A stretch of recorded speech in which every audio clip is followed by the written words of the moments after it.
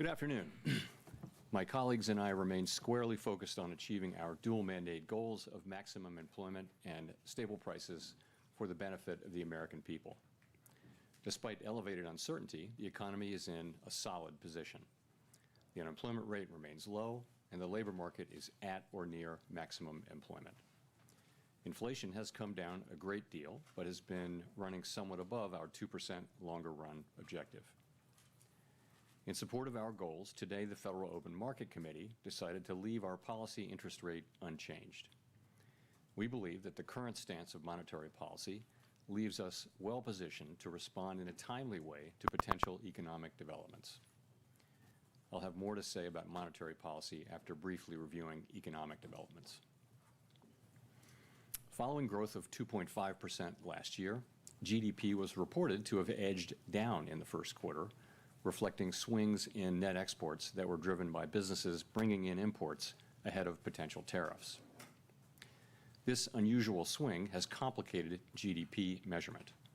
Private domestic final purchases, or PDFP as we call them, which excludes net exports, inventory investment, and government spending, grew at a solid 2.5% rate.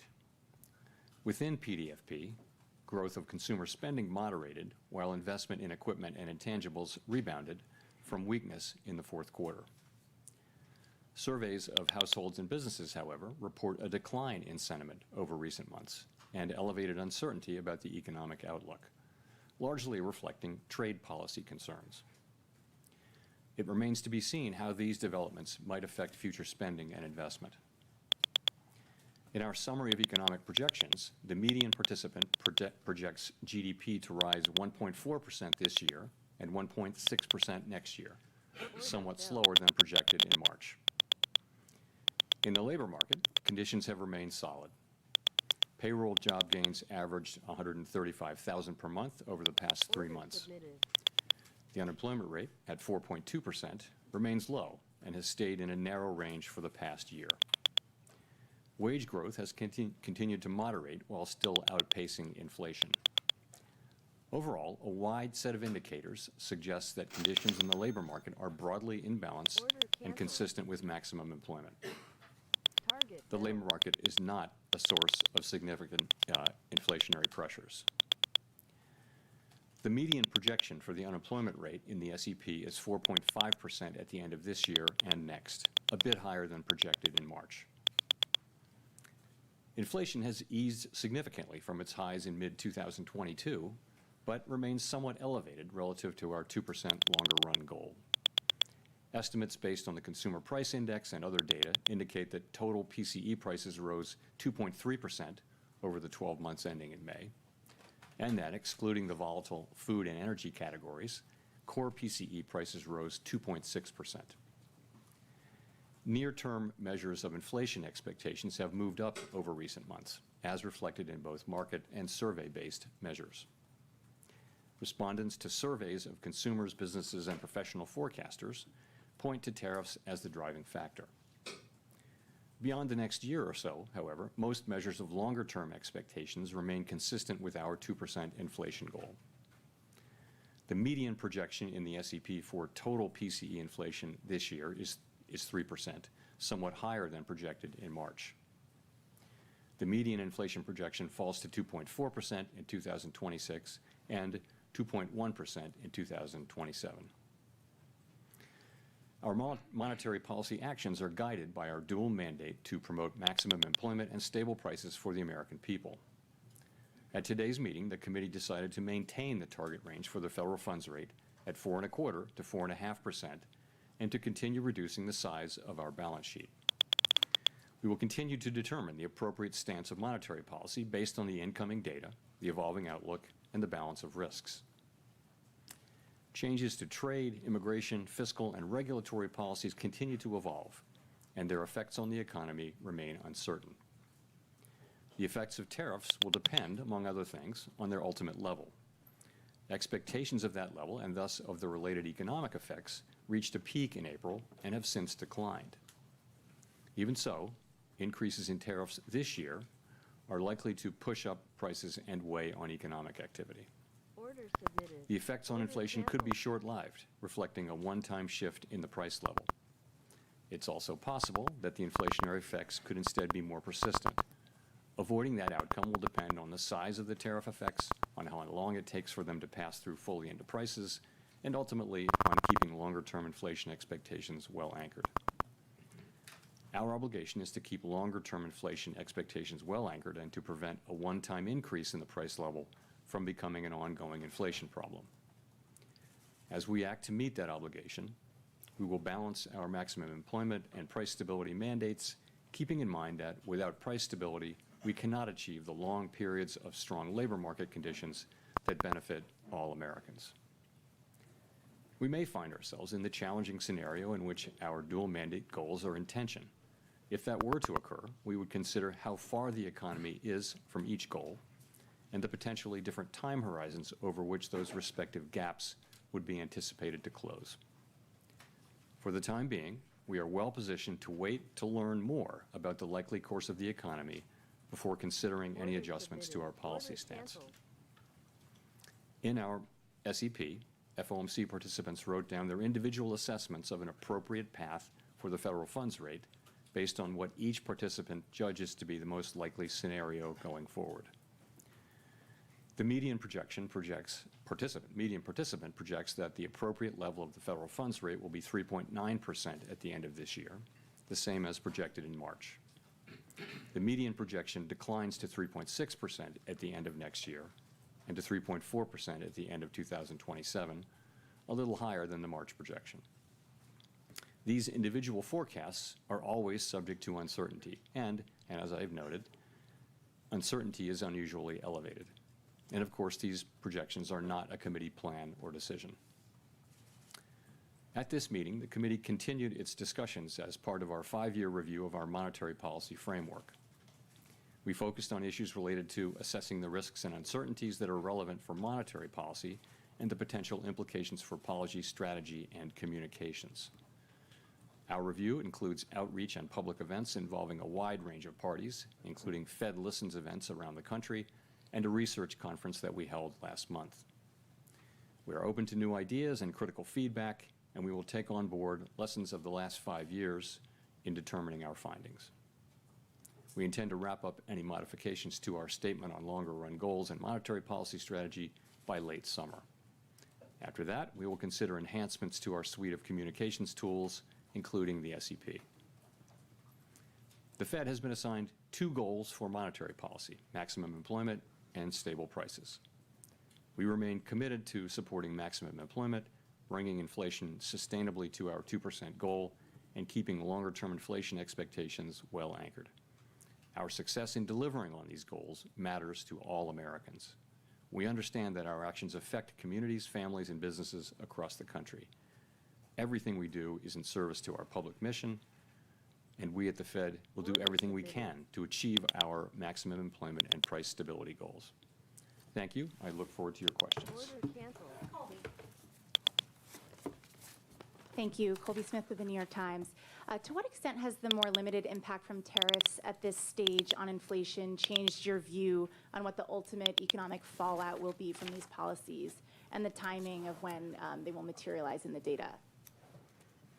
So we've had 3 months of favorable inflation readings since the high readings of January and February, and that's, of course, highly welcome news. Part of that just is that services, core services, both housing services and non-housing services, have really been grinding down toward levels that are consistent with 2% inflation. So that's the good news. We've had goods inflation just moving up a bit, and of course we expect, as you point out, we do expect to see more of that over the course of the summer. It takes some time for tariffs to work their way through the chain of distribution to the end consumer. A good example of that would be goods being sold at retailers today may have been imported several months ago before tariffs were imposed. So we're beginning to see some effects, and we do expect to see more of them over coming months. We do also see price increases in some of the relevant categories like personal computers and audiovisual equipment and things like that that are attributable to tariff increases. In addition, we look at surveys of businesses, and there are many of those, and you do see a range of things, but many companies do expect to put all or some or all of the effective tariffs through to the next person in the chain, and ultimately to the consumer. Today, the amount of the amount of the tariff effects, the size of the tariff effects, their duration and the time it will take are all highly uncertain. So that is why we think the appropriate thing to do is to hold where we are as we learn more. And we think our policy stance is in a good place where we're well positioned to react to incoming developments. So in terms of how we should interpret the rate cuts penciled into the SEP, is this reflecting that there's this expectation that underlying inflation will just stay well enough contained that allows the committee to eventually move ahead with those cuts? Or is it about, responding to a deterioration in economic activity, let's say? I mean, how should we make sense of the forecast? So if you look at the forecast, you will see that people do generally expect inflation to move up and then to come back down. But we can't just assume that. Of course, we don't know that. And, our job is to make sure, one of our jobs is to make sure that a one-time increase in inflation doesn't turn into an inflation problem. And that, again, that will depend on the size of the effects, how long it takes for them to come in, and ultimately on keeping inflation expectations anchored.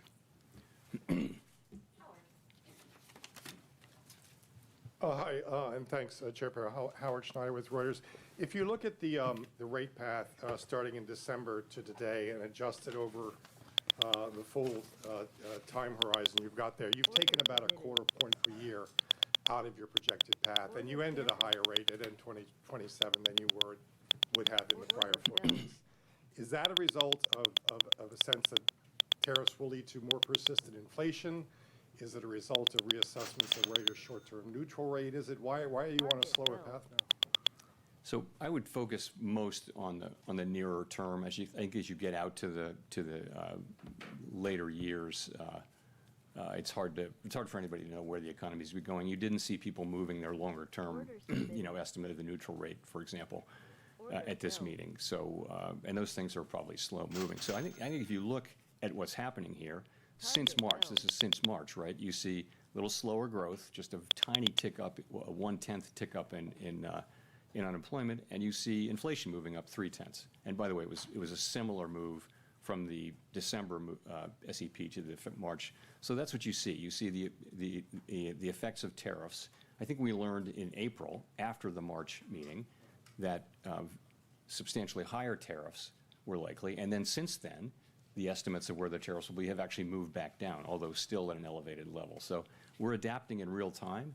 And what you see is an accumulation of individual assessments. You say in the statement that risks have diminished on that front, but the July 9th, drop dead date for all the Liberation Day tariffs is still out there and unresolved. You've got now exchange of missiles between two Middle East adversaries with a possible U.S. involvement. How can you justify saying that risks have diminished? So what we said was that uncertainty uncertainty about the economic outlook has diminished but remains elevated. Many surveys say that. They do. So, and that's actually a line from the Teal book, which you can see in 5 years. Remember to check that. Maybe the war won't be over by then. No, but if you think about it, tariff uncertainty really peaked in April, and since then has come down. And that's really what that's just acknowledging. It's diminished, but still elevated. That it's uncertainty. So I think that's an accurate statement.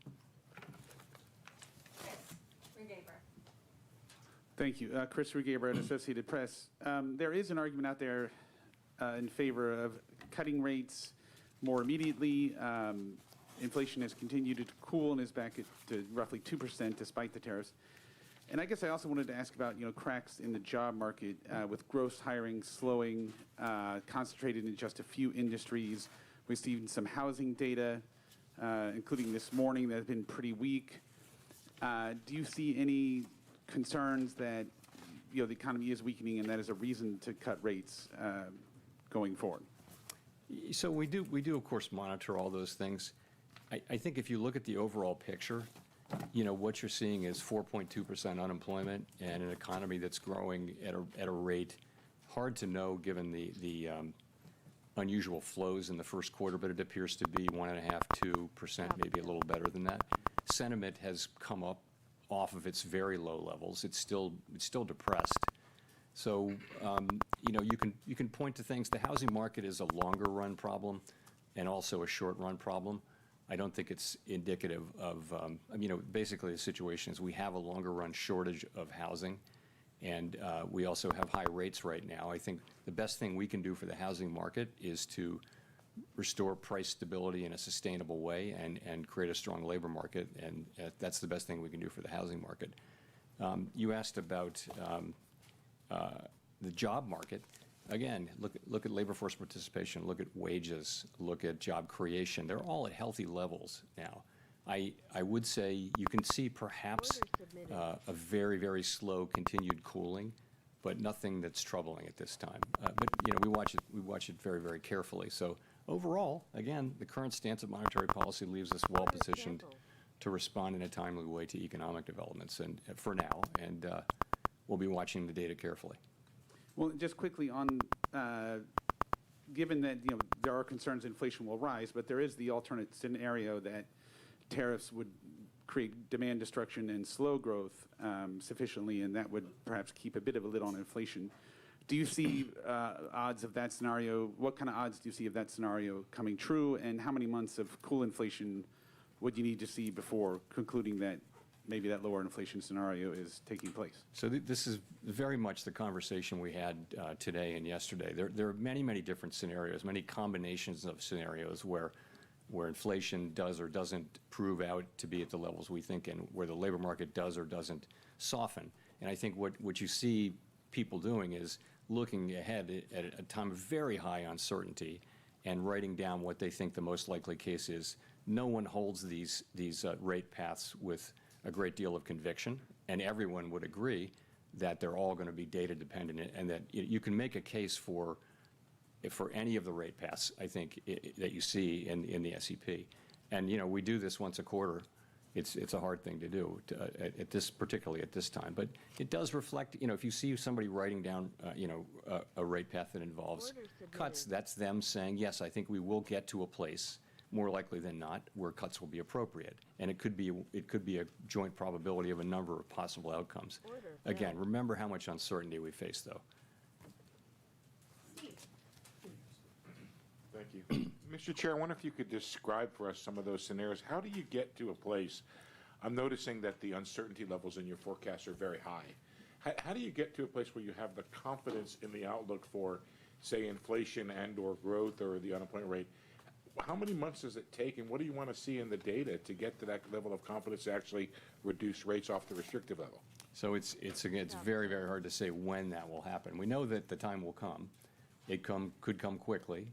It could not come quickly. As long as the economy is solid, though, as long as we're seeing the kind of labor market that we have and reasonably decent growth and inflation moving down, we feel like the right thing to do is to be where we are, where our policy stance is, and just learn more. And in particular, we feel like we're going to learn a great deal more over the summer on tariffs. We hadn't expected them to show up much by now, and they haven't. And we will see to the extent to which they do over coming months. And I think that's going to inform our thinking, for one thing. In addition, we'll see how the labor market progresses. So at some point it will become clear. I can't tell you exactly when that will be. And meanwhile, we'll be watching the labor market very carefully for signs of weakness and strength, and tariffs for signs of what's going to happen there. And of course, there are many developments ahead. Even in the near term, developments are expected on tariffs. So I think we don't yet know with any confidence where they will settle out. We have an estimate, and I think all estimates are now pretty close together, but it's highly uncertain. When you say estimate of the impact of tariffs on the core PCE, is that what it is? And could you share that? What you start with is what's the effective tariff rate overall, and people are managing to that. But the pass-through of tariffs to consumer price inflation is a whole process that's very uncertain. As you know, there are many parties in that chain. There's the manufacturer, the exporter, the importer, the retailer, and the consumer. And each one of those is going to be trying not to be the one to pay for the tariff. But together, they will all pay for it together, or maybe one party will pay it all. But that process is very hard to predict. And we haven't been through a situation like this. And I think we have to be humble about our ability to forecast it. So that's why we need to see some actual data to make better decisions. We'd like to get some more data. And again, in the meantime, we can do that because the economy remains in solid condition.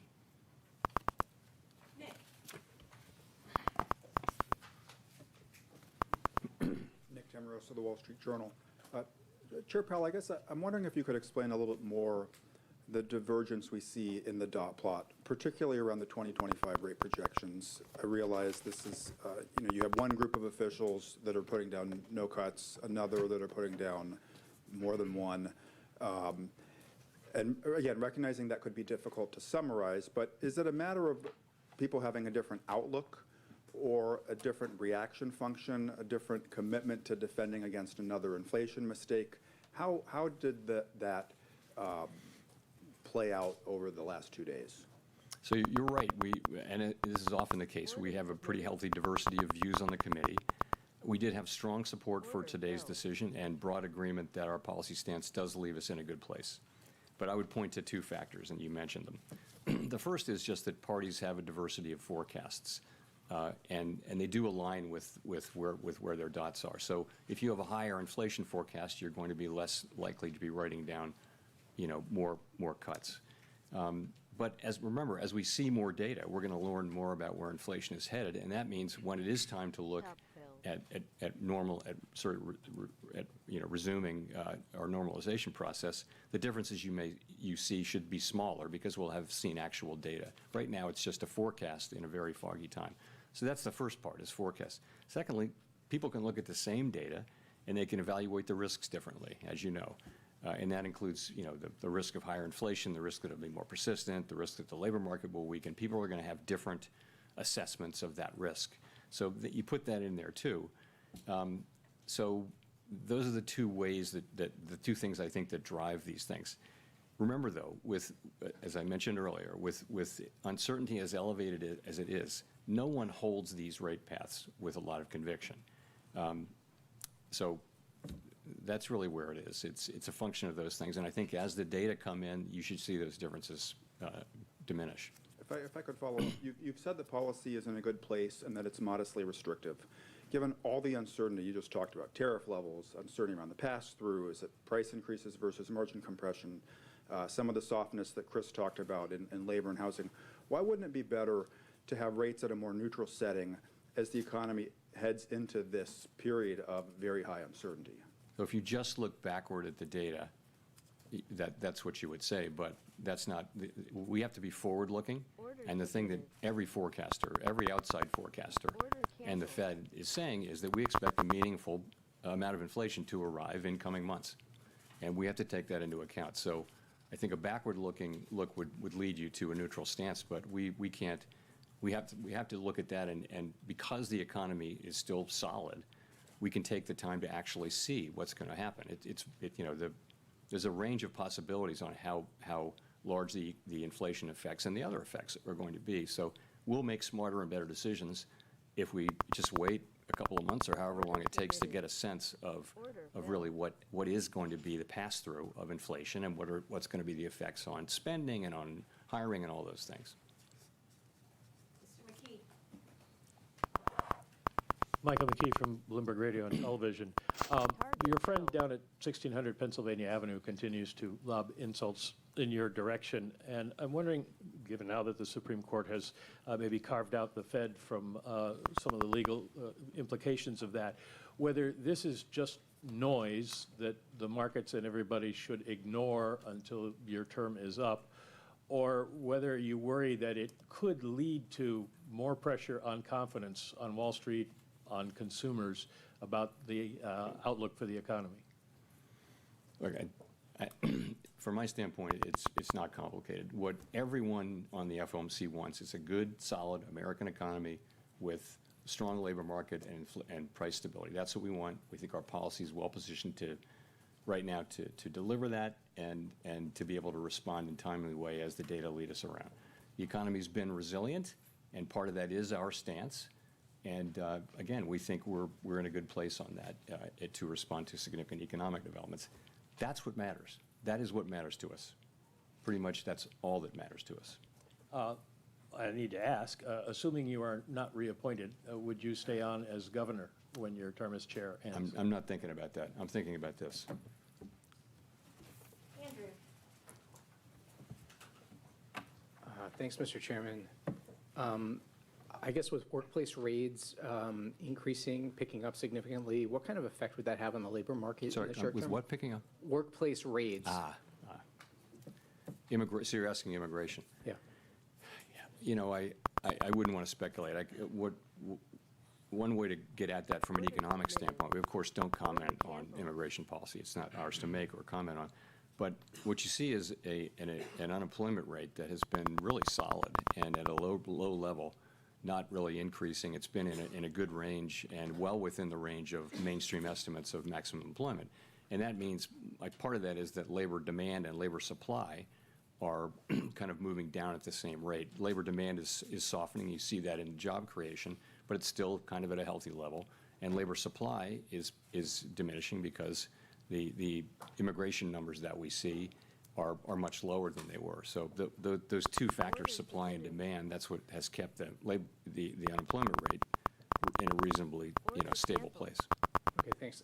The other thing I wanted to follow up on is if you could elaborate on the potential changes to the SEP that you suggested were part of the framework review, I think.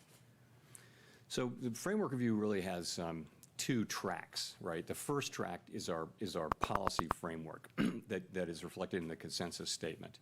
And we've said that we would finish that and announce it by the end of the summer. So we're well along in that process. We've had the meetings that we need to have, and we're now going to be going into, into discussions about, specific changes to language. So that's the framework part of it. The second part of it is our communications tools and practices. Pardon me. And that part comes next. Okay, that's what we're going to do in the meetings this fall.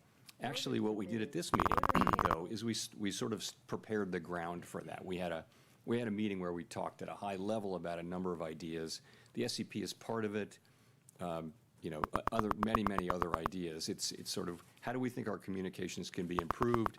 There are a number of ideas. People offered a really, it was a great conversation, number of ideas, but we're going to look at those with staff briefing and a lot of thought in the fall. And I would say when it comes to changing communications, I would only support things really that only implement things that have very broad support.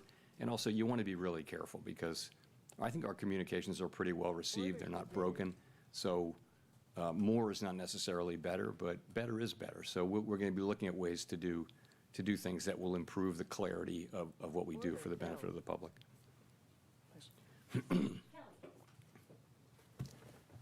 Thanks, Chair Powell. Kelly O'Grady, CBS News. You're famously known as the guy that makes decision based on data instead of speculation. You've said today the inflation data is in a good place. We don't know how tariffs are going to impact prices going forward. That's uncertain. But I've got to go back to the last time that you cut rates in December, and there was still the what if of tariffs. So what made you feel comfortable cutting then when inflation was higher than where it is today, and you didn't cut today? Well, the forecast for inflation in December was 2.5. Core PCE for 2025, the forecast was 2.5%, which was a good inflation forecast.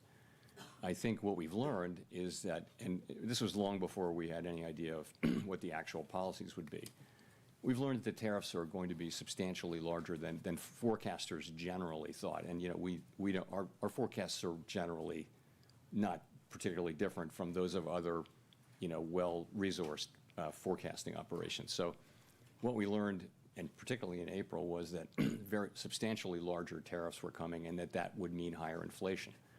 That's what happened. And so you saw 2.5% forecast in December, you saw 2.8% in March, and you see 3.1% now. So it's 0.6 higher inflation for 2025, and that's a big part of the change, and that's due to the effects of the tariffs that are, we don't know where they're going to land, but it's pretty apparent they're going to land higher than outside forecasters were really guessing at the end of last year.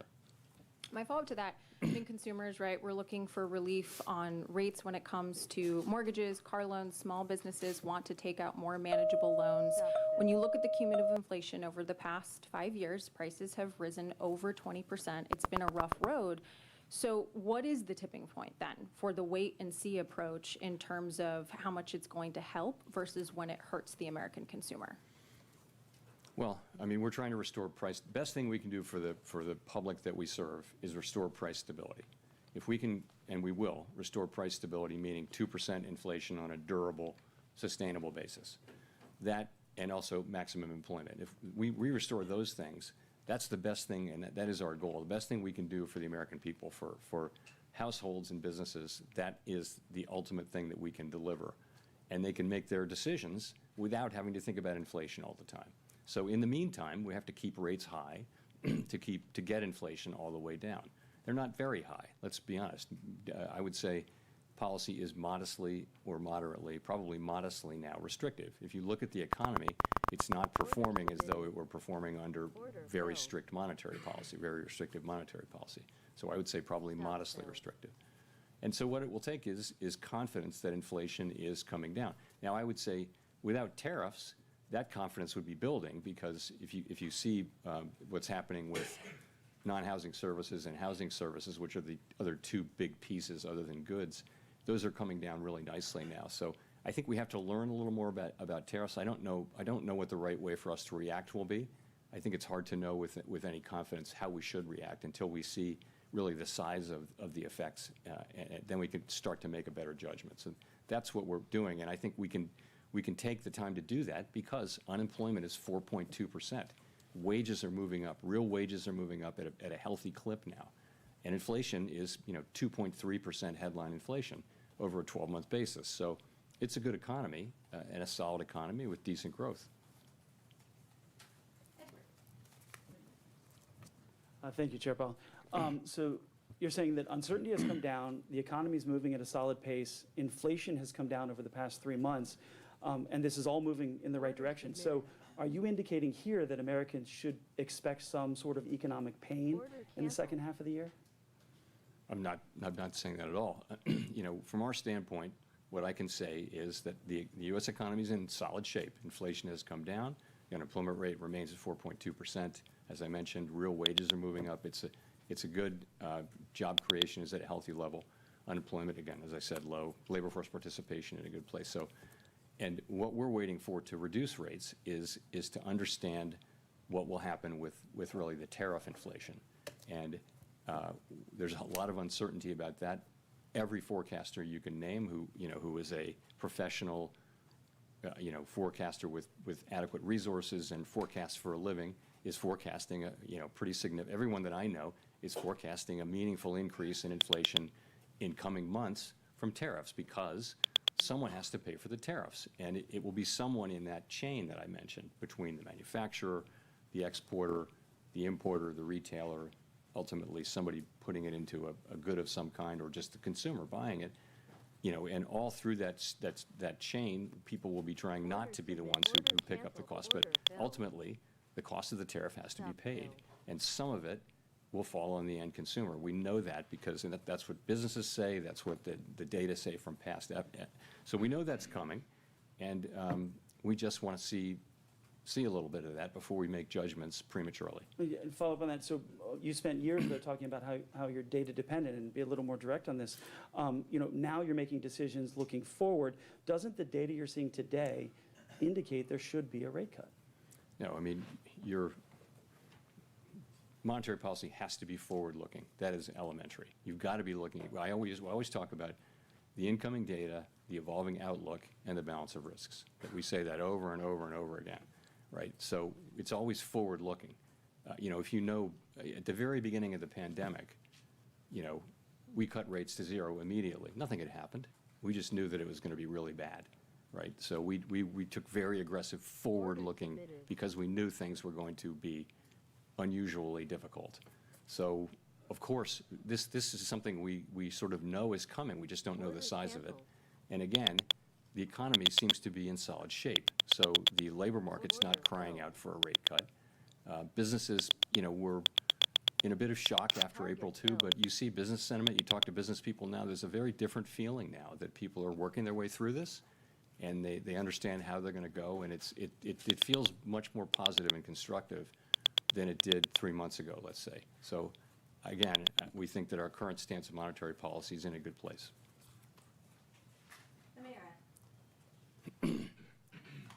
Thank you. Amara Mokwe with Bloomberg. Chair Powell, in February, you told Congress that the Fed is, quote, overworked, maybe not overstaffed. Then in a memo to staff in May announcing a deferred resignation program at the Fed, you said you wanted to ensure that the Fed was, quote, right-sized. Those two statements appear to be at odds with one another. Could you explain what changed in the roughly 3 months between those statements that made you decide that staff levels at the Fed should decline? I don't see them at all as intention. So I was asked, is the Fed overstaffed? And I said no. And I sort of said as a pun, overworked but not overstaffed. People do work extremely hard at the Fed, and I know they work hard at Bloomberg too. So, but we do. We work hard. But I would say this. So we are careful stewards of public resources, and sometimes you need to show that. So there have been several times in our history, modern history, where the Fed has said, you know what, we're going to do a buyout. We're going to show the public, we're going to demonstrate that we are good stewards of public resources. So we thought, and I thought, that this is a time when we can, we grow at about, our headcount has grown at about 1% a year. So over the course of a couple of years, we're doing a careful scrub of the board and all the reserve banks, and we're going to find 10% of employees who can do something else, where we can streamline our operations, and we think we can get there in a couple of years. We think we can do that, and we think this is without taking risk to carrying out our critical missions. So this is something you do very carefully, thoughtfully, and you do it again respecting that we have critical missions to carry out. I've had experience, a lot of experience in my prior careers, with headcount reductions and things like that, and this is how you do it professionally. You do it carefully, thoughtfully, with a lot of planning, and you do it over a period of time. And I think the Fed will be fine. I think no one will notice any decline in our ability to carry out our missions, and I think it's just us wanting to demonstrate to the public that we are actually good stewards of their resources. We're effectively wiping out 10 years of headcount growth with this. So, I mean, we wanted to show that, that we're good stewards. How is progress on reducing headcount going so far? Are you on track to meet the goal? We're just at the very beginning. As you know, we're doing a buyout program. We're gonna hit that goal.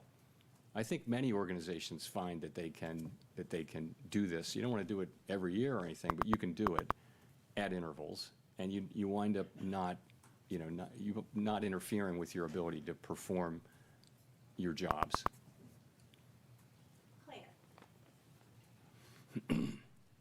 Chair Powell, Claire Jones from the Financial Times.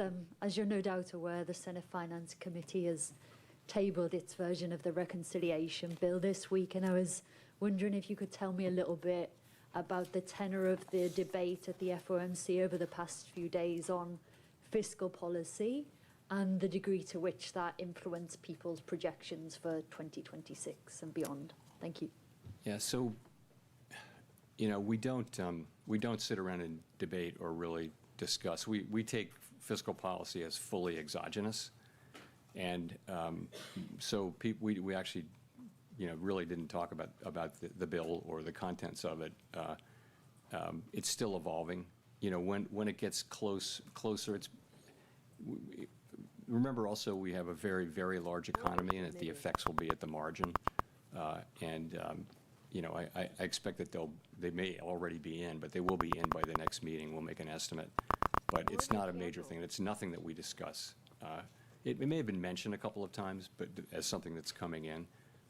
But I think the outcome is, we don't know the outcome yet there, so hard to be real specific. Neil. Thanks, Chair Powell. Neil Irwin with Axios. There have been some cutbacks in economic statistics collection in the last few weeks, and worries that long-running problems around funding and response rates may be getting worse. How much is this concern on your radar? How much confidence do you have that the gauges you're watching to assess the economy are reliable right now?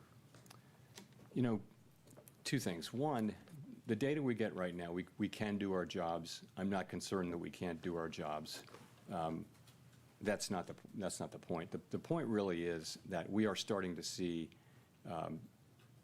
layoffs and important gatherers of data are saying that they're having to cut back on the size of their surveys. That's going to lead to more volatility in the surveys.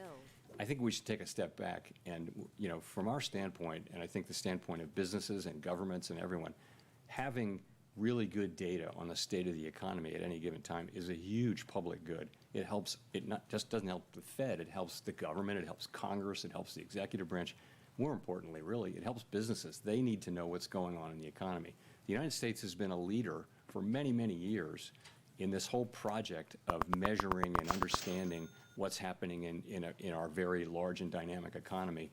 And I hate to see us cutting back on that, because it is a real benefit to the general public that people in all kinds of jobs have the best possible understanding of what's happening in the economy and hence what's likely to happen. It's very hard to measure what's going on in the U.S. economy. If you read, there was a book called, it's really remarkable how many things you need to understand to estimate U.S. GDP. Very, very difficult, and it's so important that we get it right. I just would say it's not a place I would want to keep investing in that, for the good of the general public. Victoria.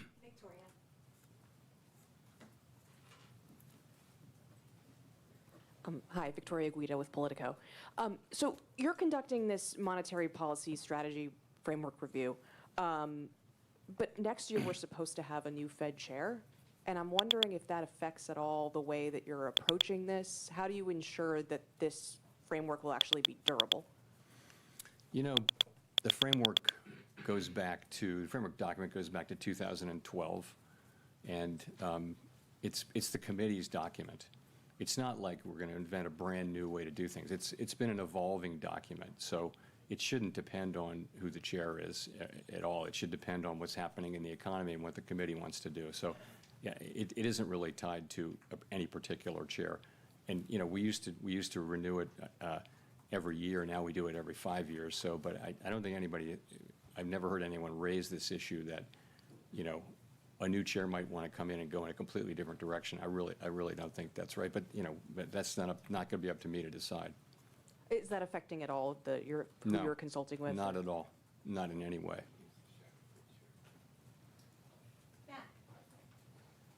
Order submitted. Thank you. Chair Powell, Matt Egan from CNN. Order Relatively bill. low gas prices this year have helped drive down inflation in recent reports, but that trend is starting to reverse given the crisis in the Middle East. How are you thinking about how the Israel-Iran conflict will impact the economy, especially inflation, and what lessons were learned during the 2022 period when another conflict, the Russia-Ukraine war, sent oil and gas prices skyrocketing? So, of course, we're watching, like everybody else is, what's going on. I really don't have any comment on that.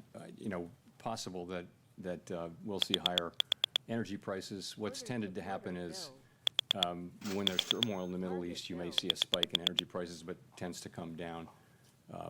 Those things don't generally tend to have lasting effects on inflation, although, of course, in the 1970s, they famously did, because you had a series of very, very large shocks. But we haven't seen anything like that now. The U.S. economy is far less dependent on foreign oil than it was back in the 1970s. So, but there. A quick follow-up. I've just got to ask you about artificial intelligence. Some technology executives have recently been warning that AI could wipe out a large chunk of entry-level jobs and significantly increase the unemployment rate. I'm wondering how concerned you are, if at all, about the threat that AI poses to employment. So this is the question. The question really is, will AI be more augmenting labor or replacing labor? And I wouldn't, we all see those announcements, including one today. I wouldn't, overread a couple of data points, because, AI should be creating jobs at the same time. It may be replacing, it may be doing both. Anyone who's done any work with AI will have been a little bit stunned at how capable it is. And it's just a different thing. So I think this is something that certainly has transformational potential. And probably we're in the very early stages of it. You know, they say what you're seeing now compared to what you'll see in 2 years is going to be very different and even more effective. So I think it's really hard to know. That, you know, of course, there are optimists who feel like it's going to make everybody much more productive. And there are those who think it's going to replace an awful lot of jobs right across the income spectrum, you know, white collar, blue collar, and everything. So I just don't know. We don't have a house view on that, but this is going to be a very important question for some time. Order submitted. Greg. Order filled. Thank you. Greg Rapp from MarketWatch. I was wondering if you could step back a little bit, Chair Powell. You know, there's a spate of articles and a lot of op-eds now in the newspapers saying that the U.S. economy and the global economy is going through this profound change, you know, akin to the end of the Bretton Woods era in the 1970s. And don't you owe the American people, like, some sort of, like, explanation for what we're going through? I mean, I noticed earlier this month when you talked about Bretton Woods a little bit, and you said that Bretton Woods, the Fed staff had to, like, change how the dollar, movements of the dollar was impacting the economy. Are we going through something like that now? That, you know, are you having to change how you do monetary policy? Is it that fundamental a change underway? Thanks. It's certainly a time of real change. You know, from a geopolitical standpoint, from a trade standpoint, from an immigration standpoint, you see this not just here but everywhere. So there's quite a lot going on. It doesn't change the way we do monetary policy in the near term. I mean, but and it doesn't change our objectives or what we need to do. And you know, these things are not really our issues. They're really issues for elected governments. All of those issues are really for elected governments. But there's no question it's a time of real change, and very hard to see where that goes. You know, will it be? There have been many things written about how it's going to be a more inflationary time. That's possible. It's not guaranteed. You know, AI could cut in the very other direction. AI could make people much more productive and push in the other direction. I don't know, though. So, but you're right. But honestly, our focus is a much more practical one, and that is how do we keep inflation low and employment high in the near term. That's really what we're about. Mark.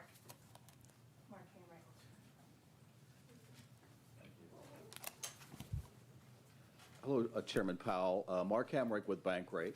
What is the view about the growing amount of slack in the job market, including the softening in payrolls, the forecast of a modest rise in the unemployment rate, and the ability of workers to demand wage hikes or not in this environment where you have inflation surging? You don't really see unemployment going up. You don't see increased slack, really. I mean, at the margin, remember, you're at 4.2% unemployment. That was, for many years, that was a extremely low level. It happens to have come up off of an even lower level as we came out of the pandemic. We were as low as 3.4%, but 4.2% is probably at the low end of estimates of the longer run, sustainable level of natural rate of unemployment. So I guess I wouldn't agree with that. And also, in terms of wages, you know, real wages after inflation have been moving up sort of more than was consistent with 2% inflation. They're still moving up at a healthy clip, and I think much more consistent with 2% inflation given a reasonable assessment of trend productivity. So it's a pretty good labor market. You know, you're right that the level of job creation has come down, but so has the supply of workers, the change in the supply, the new supply. So you've seen the unemployment rate remain pretty stable at 4.2. It's been as high as 4.3, but you know, those are good numbers. So it's a pretty good labor market. There's a more concerning thing is there are not a lot of layoffs, but there are not a lot of job creation. The number, if you're out of work, it's hard to find a job, but very few people are being laid off at this point. So that's an equilibrium we watch very carefully, because if there were to be significant layoffs and the job finding rate were to remain this low, you would have an increase in unemployment fairly quickly. But that hasn't happened. It really hasn't happened. the U.S. economy has defied all kinds of forecasts for it to weaken, really over the last 3 years. And it's been remarkable to see just again and again when people think it's going to weaken. Now, eventually it will, but we don't see signs of that now. Go to Jean for the last question. Order submitted. Hi, Chair Powell. Jean Young with MNI Market News. There's been a lot of talk about cuts. I wanted to ask you, why do you think there are no forecasts for rates to rise or even to stay where they are next year, given that the projection for inflation is to rise to 3%, and there's a lot of there's some skepticism over whether those price hikes will be a one-time event? So there are a number of people on the committee who wrote down no cuts this year, but some cuts next year. So, look, I think, people are writing down their most likely path, right? They're not saying there's zero possibility of other things. Really, it's, think of it as the least unlikely path in a situation like this where uncertainty is very high.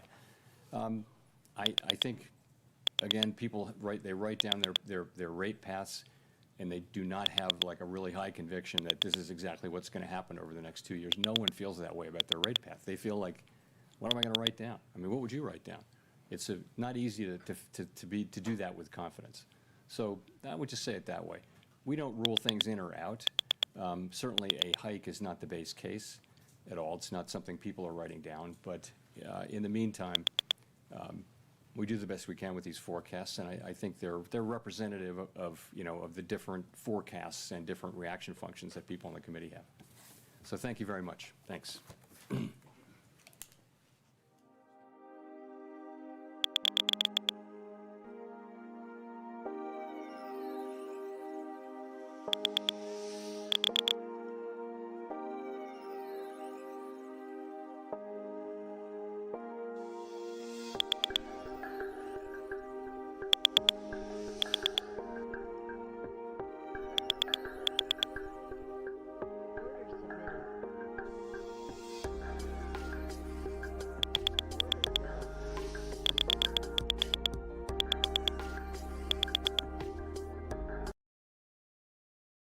I'd like to add my welcome to everyone. Thanks for being here.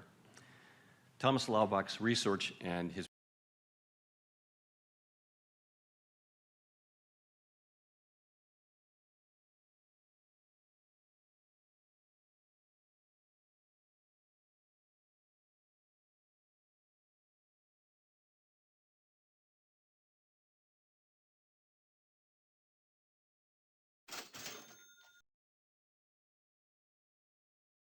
Stop filled.